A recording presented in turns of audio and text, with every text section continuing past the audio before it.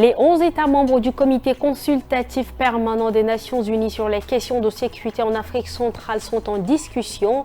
La 59e réunion se tient ici à N'Djamena ce vendredi et est consacrée à l'influence de la situation humanitaire en Afrique centrale. Le stress monte, le calendrier se resserre, mais il faut tout de même confirmer les derniers détails. C'est le résumé de la journée d'un candidat au bac à 72 heures du début des épreuves. Nous avons suivi quelques-uns pour vous dans ce journal.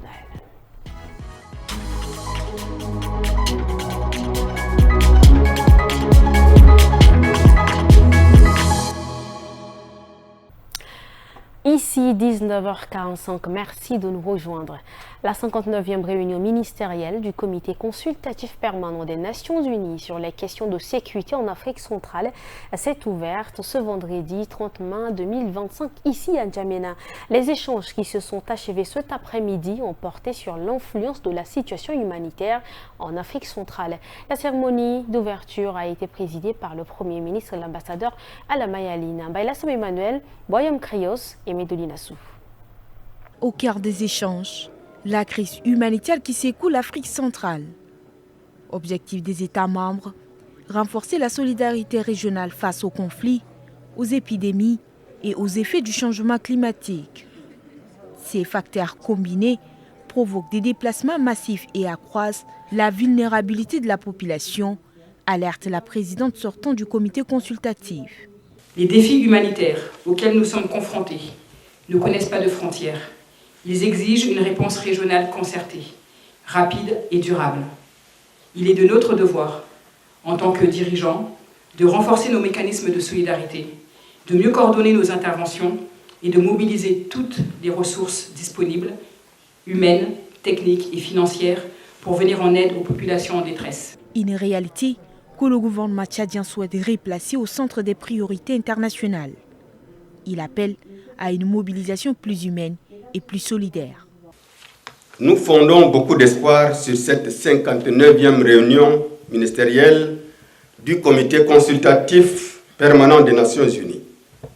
Nous espérons qu'elle marquera un tournant décisif dans le renforcement de la coopération régionale pour la paix et la sécurité en Afrique centrale. Le Tchad, pour sa part, demeure engagé, solidaire et résolument tourné vers une Afrique centrale stable, sûre et prospère. Cette session devrait déboucher sur des recommandations concrètes avec un point d'orgue, le passage de témoins entre le Tchad et la République centrafricaine à la présidente du comité. À quelques jours du début des épreuves du baccalauréat, session de juin 2025, l'heure est aux derniers préparatifs pour les candidats. Entre stress, vérification des listes et repérage des centres, chacun tente d'aborder cette échéance cruciale avec sérénité. Illustration dans un centre emblématique de N'Djamena, le lycée Félix Eboué. Gambi Daniel, Yenaoudom Cynthia. Les deux amies ne sont pas les premières à prendre d'assaut le lycée Félix Eboué. À leur arrivée, des centaines de candidats au baccalauréat patientent déjà sur place. Devant eux, une seule priorité, consulter les listes affichées pour vérifier leur nom, leur salle de composition et leur numéro de table. Une étape incontournable avant le lancement des épreuves prévues le 2 juin. En quelques minutes, les deux candidats trouvent les informations qu'il leur faut et ressortent rassurés. J'ai déjà trouvé mon nom ainsi que mon numéro. Là, on attend le jour J d'abord. Il y a mes amis qui sont venus filmer, aller me montrer, mais je ne suis pas rassurée. Donc j'ai décidé de venir moi-même voir ça et prendre note et attendre le jour de l'examen. Pour cette session qui démarre le 2 juin, sur l'ensemble du territoire national, ce sont plus de 104 400 candidats qui sont appelés à composer. À Tacha-Moussoro, dans le 10e arrondissement de la ville, la mairie vient de prendre une mesure qui ne passe pas inaperçue. Des panneaux interdisant le stationnement anarchique ont été installés autour de la gare routière pour fluidifier le trafic et prévenir les accidents. Une décision diversement accueillie par les usagers. Bamtonardi Constant, Bailas Emmanuel. Au petit matin, le décor a changé à la gare de Moussoro. Des panneaux d'interdiction de stationner ont été posés dans la nuit du 29 au 30 mai. Une initiative de la mairie du 10e arrondissement. Objectif, mettre fin au stationnement jugé dangereux aux abords de ce carrefour très fréquenté. Mais la décision ne fait pas l'unanimité. Il a installé des barrages et détruit nos hangars sans nous prévenir. Pourtant, d'autres voisins ont été autorisés à poursuivre leurs activités. Nous nous louons cet espace privé et nous payons notre loyer chaque mois. Si aucune solution n'est trouvée, nous n'avons pas l'intention de quitter les lieux. Malgré les critiques, certains saluent cette initiative, notamment parmi les responsables de la gare. C'est une bonne initiative, c'est pour notre sécurité. Avant, motos et véhicules s'est garés ici dans le désordre. Mais les barrages installés ne sont pas bien fixés. Ce n'est pas assez solide. Ça peut facilement se casser ou être déplacé. La gare de Moussoro, encore appelée Tacha Moussoro, est opérationnelle depuis 2002. Chaque mois, les occupants versent 150 000 francs CFA aux propriétaires du terrain. Le temps d'une actualité en bref dans cette édition. 3 informations dans cette compilation d'Oguena Ondom Cynthia. Des responsables d'établissements d'enseignement, des journalistes et des acteurs de la société civile ont suivi ce 30 mai une formation sur les stratégies fallacieuses des industries du tabac. Elle est organisée par le ministère de la Santé publique et l'Organisation mondiale de la santé et entre dans le cadre de la Journée mondiale sans tabac célébrée le 31 mai. Le tabac est le seul produit légal qui tue la moitié de ses consommateurs, alerte Dr Neno Djumbairo, coordonnatrice du Programme national de lutte contre le tabac, l'alcool et les drogues. Face aux stratégies de lutte, notamment à travers la loi anti-tabac de 2010 et le décret numéro 1523 de 2019 portant prévention de l'ingérence de l'industrie du tabac dans les politiques de tabac, ne tarissent pas d'idées et d'imagination. Le but de la commémoration de cette journée est donc d'aider les États à relever les stratégies de séduction de l'industrie du tabac et des produits à base de nicotine qui ciblent notamment les jeunes. Les forces de défense et de sécurité ont appréhendé des malfrats, 3 véhicules et 183 armes de guerre et armes blanches détenues illégalement par des civils. Ces armes ont été exposées à la presse ce 30 mai 2025 à Gosbeida, chef-lieu de la province du Sila. Lors d'une cérémonie de présentation des armes saisies en présence du délégué général de la province de Sila, Sadik Siborodinga, le délégué a souligné les efforts déployés pour assurer la sécurité des citoyens. Il a déclaré que, malgré les sacrifices, certains individus commettent des actes criminels perturbant la tranquillité des citoyens éleveurs, commerçants et agriculteurs.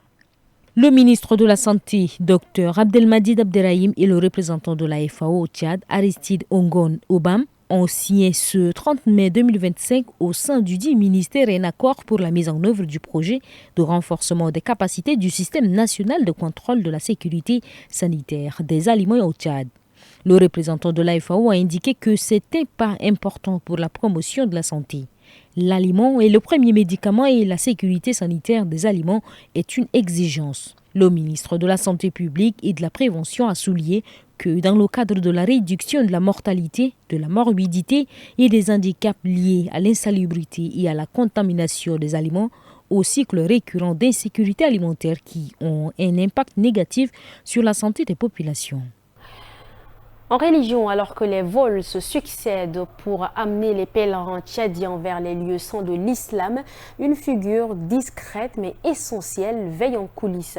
Abakar Ali, président de la commission voyage, orchestre chaque départ depuis le 16 mai, un rôle clé dans l'organisation du Hajj qu'il assume depuis une décennie. Son portrait est posé par Diagoridon Marmel.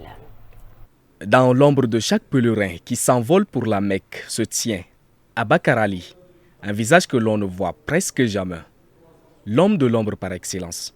Et ce matin encore, la même routine se répète pour lui. Veiller à ce que chaque pèlerin prenne son vol vers la Terre Sainte.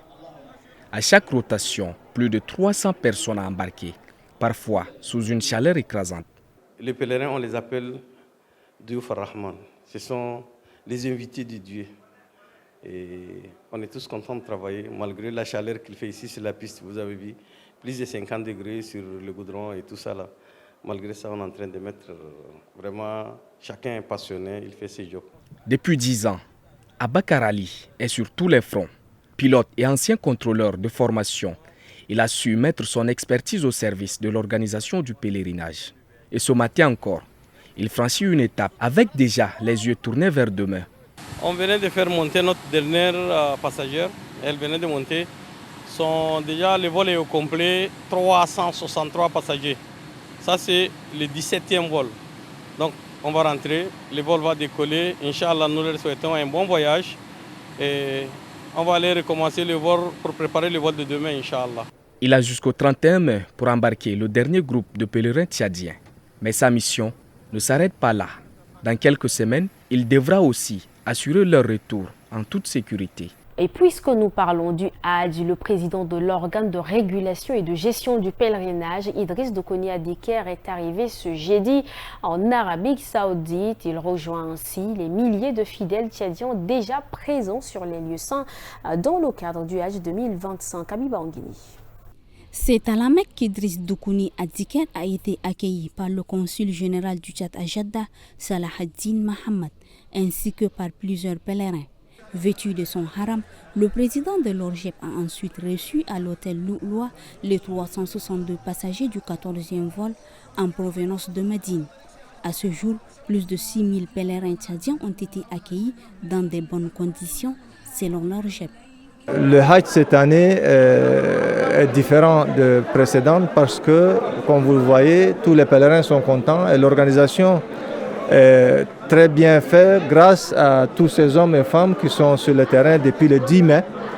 Et pour nous autres, depuis le mois de février, nous avons commencé à mettre en place un plan d'organisation du pèlerinage qui marche bien d'ailleurs.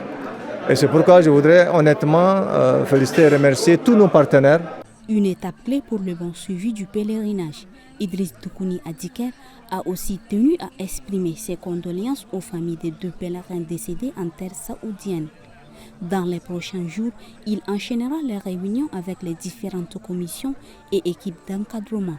Objectif, assurer un bon déroulement du Hajj 2025. C'est sur cette note de religion que nous bouclons cette édition. Merci à vous, chers téléspectateurs, de votre fidélité. Bonsoir.